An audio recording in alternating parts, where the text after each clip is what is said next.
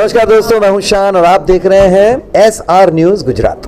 शहर नशीब पर तशरीफ फरमा ऑल इंडिया मजलिस इत्तेहादुल मुस्लिमीन के मेंबर ऑफ पार्लियामेंट, राष्ट्रीय अध्यक्ष, प्रेसिडेंट, आपके हमारे कायद मोहतरम जनाब बैरिस्टर असदुद्दीन ओवैसी साहब, मजलिस इत्तेहादुल मुस्लिमीन गुजरात के सदर मोहतरम जनाब साबिर काबलीवाला साहब, अहद भाई, शकील समा साहब, मजलिस इत्तेहादुल मुस्लिमीन के तमाम जिम्मेदारान और यहाँ मौजूद मेरे दोस्त, मेरे बुजुर्ग, मेरे भाई और मेरी माँ और बहनें, आज का ये जलसा एक इंतखाबी जलसा है।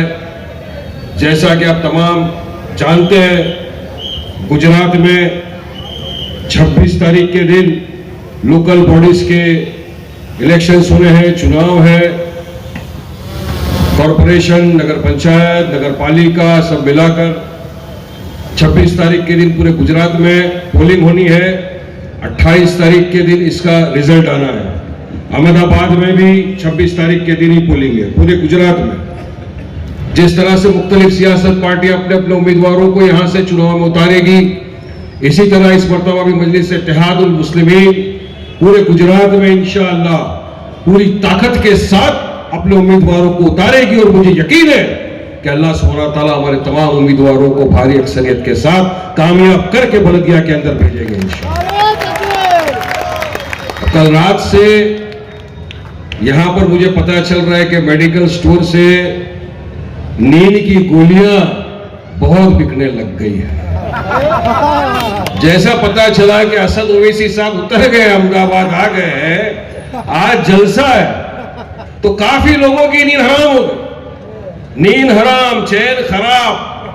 अब दुकान तो बंद होने का टाइम आ गया उनको, जो आपका वोट लेके इक्तदार पे बैठे मगर कुछ किया नहीं, तो अब जवाब देना है।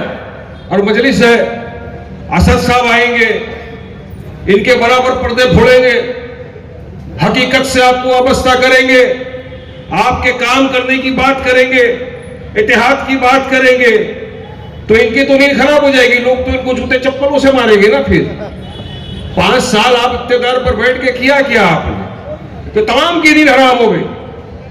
मुझे याद है पिछली मर्तबा अल्हम्दुलिल्लाह मजलिस इत्तेहादुल मुस्लिमीन ने यहां से चुनाव लड़ा, बहुत चुनिंदा सीटों के ऊपर हमने कैंडिडेट खड़े किए थे, लेकिन आपने दुआओं से नवाजा, मोहब्बतों से नवाजा, और उस वक्त भी आपने मजलिस को वोट दिया और काफी हमारे उम्मीदवार जीते। और जो किसी वजह से नहीं जीत सके वो भी आपके बीच में रहकर काम किया। जैसा अभी हाथ भाई ने बताया आपके बीच कि जब जब कोई तकलीफ आई ईद के वक्त या कहीं पे कुछ इश्यू हो गए, तो ये तमाम ने तो अपने फोन भी बंद कर दिए थे, लेकिन आपकी तरफ से अगर कोई जाकर उनसे आंखों में आंखें डालकर लड़ा, आपके हक के लिए बात किया, तो मजलिस के ही नुमाइंदे गए वहां पर। यह मजलिस की ताकत है हर तरफ। और जैसा आप जानते हैं, आप देख रहे हैं पूरे देश के अंदर क्या चल रहा है आज मजलिस को लोगों ने अल्हम्दुलिल्लाह पूरे भारत देश में एक विकल्प के तौर पर एक्सेप्ट किया। बैरिस्टर असदुद्दीन ओवैसी साहब को अपने नेता के तौर पर लोगों ने एक्सेप्ट किया। और ये मैं हवा में नहीं बात कर रहा, देखा आपने गुज़िश्ता वक्त में क्या हुआ। बिहार में चुनाव हुआ, किसी के साथ मजलिस गठबंधन में नहीं गई, मगर फिर भी आप ही की तरह वहां के हमारे बुजुर्गों ने, दोस्तों ने, माताओं बहनों ने वोट दिया और मजलिस को 5 MLA जीतकर आज बिहार के असेंबली के अंदर गए। भारी वोटों से हमको जिताया वहां पर। 1-2 जन जो हार गए, किसी वजह से नहीं जीत सके, वो भी 350 वोट से आदिल भाई नहीं जीत सका, और दूसरा हमारा हसनैन साहब का कुछ 2000 वोट से हार गया, 80 हजार वोट लेकर। तो लोगों ने बताया कि हम पूरी तरह से मजलिस के साथ कांधे से कांधा मिलाकर खड़े हैं, क्योंकि आवाम की आवाज। उसके बाद आपने महाराष्ट्र में देखा, महाराष्ट्र के अंदर इसी तरह बलदिया के चुनाव आए, लोकल बॉडीज के इलेक्शन आए, और यकीन मानो हर तरफ मजलिस को अच्छी तरह से कामयाबी मिली। लोगों ने असद साहब की क़यादत को माना, कबूल किया, मजलिस के काम को परखा, देखा, समझा और कहा कि नहीं हमको इस पार्टी के साथ जाना है। एक विकल्प के तौर पे मजलिस को वोट दिया। अल्हम्दुलिल्लाह महाराष्ट्र के अंदर हमको कामयाबी मिली। तेलंगाना में भी लोकल बॉडीज इलेक्शन हुए, वहां मजलिस को कामयाबी मिली। तो ये लोगों की मोहब्बत है। और आज आप देखिए अल्हम्दुलिल्लाह मजलिस इत्तेहादुल मुस्लिमीन बंगाल में भी चुनाव लड़ रही है, वहां भी चुनाव है एमएलए का। वहां पर अल्हम्दुलिल्लाह अब तक 12 उम्मीदवार को हमारी पार्टी ने डिक्लेयर किया है। वहां के जो हुमायूं कबीर साहब है उनके साथ मजलिस इत्तेहादुल मुस्लिमीन अलायंस में चुनाव लड़ रही है। आपने देखा होगा 2 दिन पहले असद साहब वहां पर थे, लाखों की तादाद में लोग, भीड़, बस मोहब्बत दुआएं यही देने हैं। और इंशाअल्लाह को यकीन है कि ये भीड़ वोट में तब्दील होगी और मजलिस को वहां भी कामयाबी मिलेगी। 2 दिन से आप देख रहे हैं असद साहब आसाम गए, AIUDF जो मोहतरम जनाब बदरुद्दीन अजमल साहब की पार्टी है वहां समर्थन दिया, वहां लोगों की भीड़, वहां लोगों ने मोहब्बत से नवाजा। तमिलनाडु में मजलिस समर्थन दे रही है, गुजरात में चुनाव लड़ रही है। और यकीन मानिए मुझे अल्लाह की जात से पूरा भरोसा है, यकीन है, उम्मीद है कि इस मर्तबा जहां जहां भी मजलिस ने अपने उम्मीदवार को उतारा है या जहां जहां भी मजलिस समर्थन दे रही है दूसरी पार्टियों को, उनके उम्मीदवारों को, इंशाअल्लाह ताला उनको बहुत अच्छी अक्सरियत के साथ भारी तादाद में कामयाबी मिलेगी इंशाअल्लाह ताला पूरी जगह। क्योंकि आज अगर किसी भी शोबे में आप देख लीजिए कौन खड़ा है आपकी हमारी तरफ से लड़ने के लिए। जहां कहीं भी हमने आपने देखा मजलूमों के ऊपर अत्याचार हुआ, जुल्म हुआ, बेइंसाफी हुई, हमारा हक छीनने की बात हुई, अगर आपकी हमारी तरफ से किसी ने आवाज बुलंद की तो किसी और ने नहीं, मेरे आपके कायद बैरिस्टर असदुद्दीन ओवैसी साहब ने की। हर तरफ जमीन से लेकर पार्लियामेंट तक हमारी आपकी आवाज बुलंद की। और अभी भी आप देख सकते हैं दिल्ली में थे, वहां से बंगाल गए, वहां से आसाम गए, वहां से आज आपके बीच में अहमदाबाद गुजरात में। किसके लिए? खुद के लिए नहीं, खुद को तो अल्लाह सुब्हानहू तआला ने 5 टर्म का MP बना दिया है। जब खड़े होते सामने वाले की डिपॉजिट गटर हो जाती है।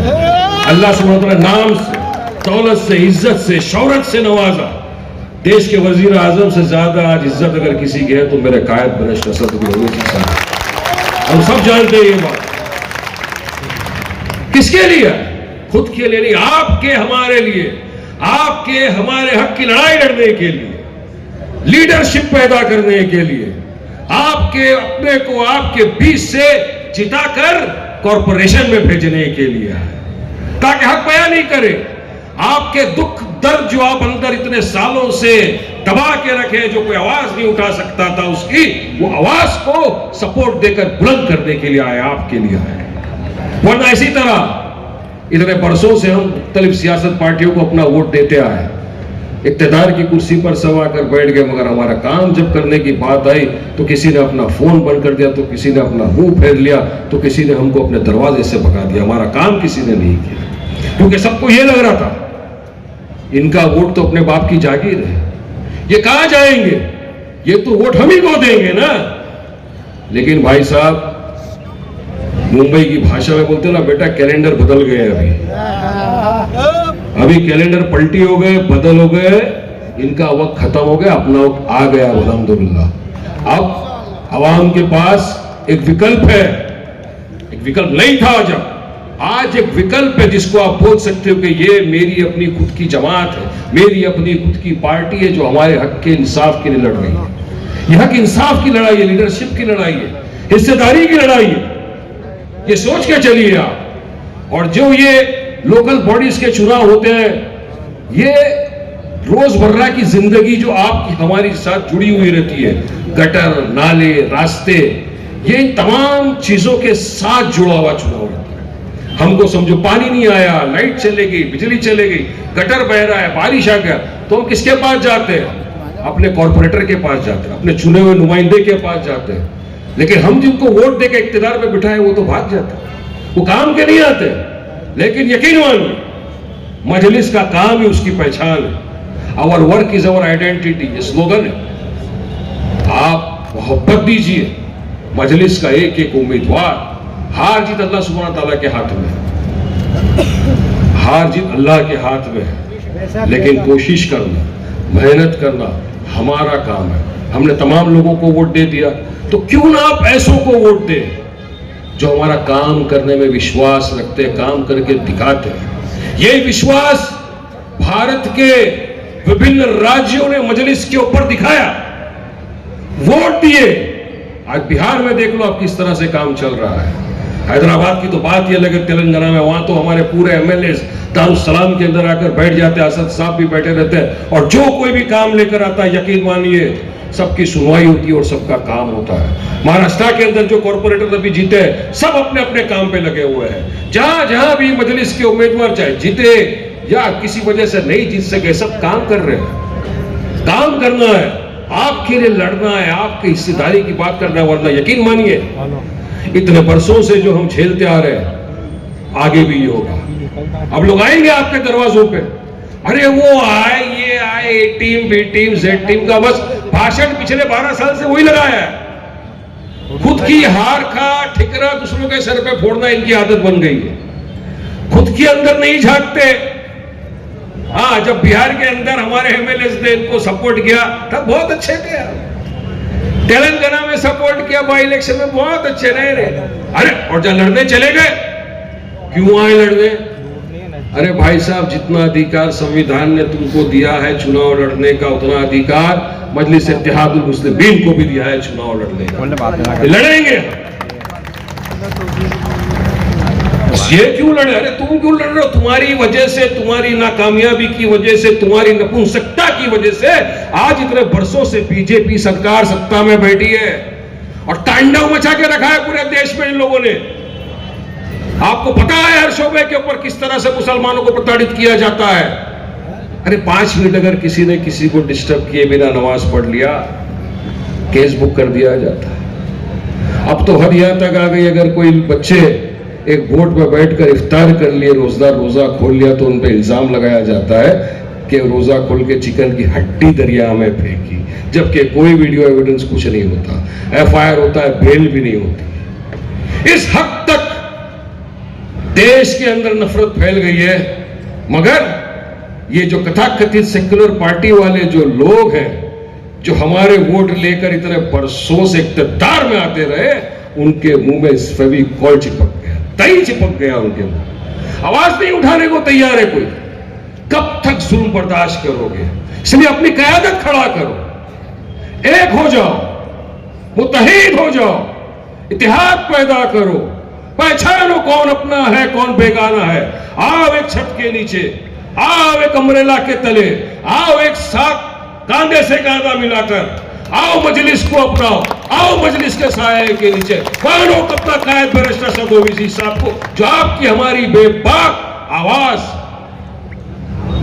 यकीन मानिए मजलिस से जुड़ा हूं 12 साल से, इसलिए नहीं बोल रहा हूं कि मजलिस में आइए, क्योंकि मैंने देखा है दूसरी सियासत पार्टियां किस तरह से वोट लेकर सबको बेवकूफ बनाती है और मजलिस किस तरह से वोट लेकर दूसरे का काम करती है। ये काम का समय है, वरना आगे वाले बच्चे आपने आपको सवाल करेंगे आपसे, अरे अब्बा अम्मा आए थे कुछ लोग हैदराबाद से, बोले थे आओ हमारे साथ, आओ जमात का साथ दो, आओ एक परचम तले, आओ इत्तेहाद पैदा करो, आओ मुत्तहिद हो जाओ। अम्मा अब्बा अगर उनके साथ चले जाते तो आज ये दिन नहीं देखने पड़ते हमको। अब तक जो जुल्म होता है, ये जुल्म नहीं होता अम्मा अब्बा, तो खुदारा वो दिन ना आए। इसलिए मैं मेरे दोस्तों बुजुर्गों से गुजारिश करूंगा, रिक्वेस्ट करूंगा, दरखास्त करूंगा कि ये मौका खोना मत। गुजरात में जहां जहां भी मजलिस के उम्मीदवार खड़े, आपके सबके कहीं ना कहीं तो कॉन्टेक्ट होते ही है। હું પણ ગુજરાતનો છું, હું પણ ખંભાતનો છું, અને મને ખબર છે અહીંયા ખંભાતના ઘણા બધા લોકો છે, હું ખંભાતમાં પણ આવીશ। આજે મેં કીધું સાબિરભાઈ આપણા કેન્ડિડેટો છે ત્યાં ખંભાતમાં, ત્યાં પણ આવીશ, સુરતમાં છે ત્યાં પણ હું જઈશ, વડોદરા, ભરૂચ, બધી જગ્યાઓ પર મજલિસ તો पैगाम લઈને જઈશ। તમે साथ आपको हमारो, તમે साथ आओ, एक थाओ, तो मुझे यकीन है कि आप तमाम मजलिस का साथ देंगे और मजलिस के उम्मीदवारों को भारी अक्सरियतों के साथ कामयाब करके बल्दिया में भेजेंगे। मैं जानता हूं आप हम तमाम जिसका इंतजार बेसब्री से कर रहे हैं सुनने के लिए, मैं भी उनका इंतजार कर रहा हूं सुनने के, बड़ी बेसब्री से इंतजार है मुझे। तो क्यों ना हम हमारे कायद को बड़े नारे के साथ बुलाएं, लगाएंगे ना नारा? ताकत है कि नहीं तुम्हारा? है ना ताकत? नारे तकबीर, नारे तकबीर। तेरा मेरा रिश्ता क्या, तेरा मेरा रिश्ता क्या, मजलिस इत्तेहादुल मुस्लिमीन, बैरिस्टर असदुद्दीन ओवैसी जिंदाबाद जिंदाबाद जिंदाबाद। मैं हमारे कायद बाइज्जत बैरिस्टर असदुद्दीन ओवैसी साहब को यहाँ बुलाता हूँ, आएंगे साहब आपसे खिताब करेंगे। शुक्रिया, अस्सलाम वालेकुम रहमतुल्लाहि व बरकातहू। नमस्कार, मैं हूं रवि दुबे और आप देख रहे हैं SR न्यूज़ गुजरात।